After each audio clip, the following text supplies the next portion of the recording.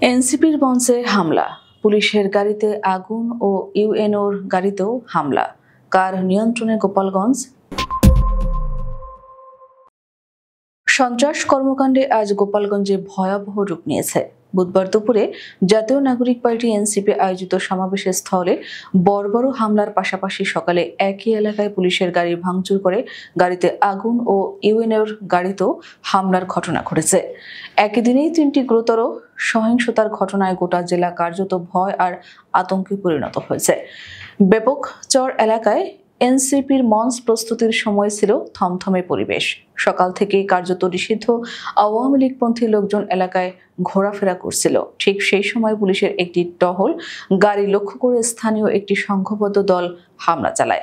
চালকের আসনে থাকা কনস্টেবল আহত হন বলে জানিয়েছে পুলিশ সূত্র। এরপর থেকে এলাকায় ইউএনওর গাড়িকেও লক্ষ্য করে ইটপাটকেল নিক্ষেপ করা হয়। প্রশাসনের কর্মকর্তারা তাৎক্ষণিকভাবে ঘটনাস্থল ত্যাগ করেন। এই ভয়াবহ পরিস্থিতির মধ্যেই দুপুরে শুরু হয় এনসিপির সমাবেশ প্রস্তুতি। ব্যানার, ফেস্টুন, মাইক সেটআপ চলাকালীন মুখোশধারী দুর্বৃত্তরা লাঠি, সোঁটা, রড নিয়ে হামলা চালায় মঞ্চে। তারা চেয়ার টেবিল ভেঙে ফেলে, ব্যানার ছিঁড়ে ফেলে এবং মাইক ছিনিয়ে নেয়। এনসিপির কেন্দ্রীয় সাংগঠনিক সম্পাদক মাহবুবুর রহমান বলেন, গোপালগঞ্জ এখন আইনহীনতার জনপদ। একদিকে প্রশাসনের গাড়ি ভাঙচুর হচ্ছে, অন্যদিকে বিরোধী দলের সভায় হামলা চলছে, প্রশাসন নির্বিকার। তিনি আরো বলেন, আমরা স্পষ্ট বুঝি এসব পরিকল্পিতভাবে করা হয়েছে আমাদের কার্যক্রম দমন ও ভয়ভীতি দেখানোর জন্য। তারা চাইছে গোপালগঞ্জে যেন কেউ ভিন্ন মত প্রকাশ করতে না পারে। রাজনৈতিক বিশ্লেষকরা বলছেন, আজকের ঘটনাগুলো প্রমাণ করে গোপালগঞ্জ এখন আর প্রশাসনের নিয়ন্ত্রণে নেই, বরং সন্ত্রাসী গোষ্ঠীর দখলে চলে গেছে।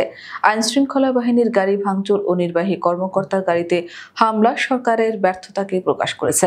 এনসিপি দাবি করেছে, শুধু হামলার নিন্দা নয়, এই ঘটনার পেছনে থাকা গডফাদারদের প্রকাশ্যে আনতে হবে এবং গোপালগঞ্জের রাজনৈতিক সহিংসতা ও দমননীতি বন্ধে অবিলম্বে কেন্দ্রীয় সরকারের হস্তক্ষেপ প্রয়োজন।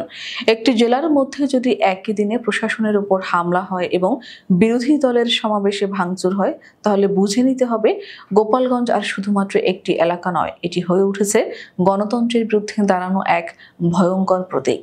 প্রশ্ন হচ্ছে, কতদিন আমরা এই গোপালগঞ্জ মডেল সহ্য করব?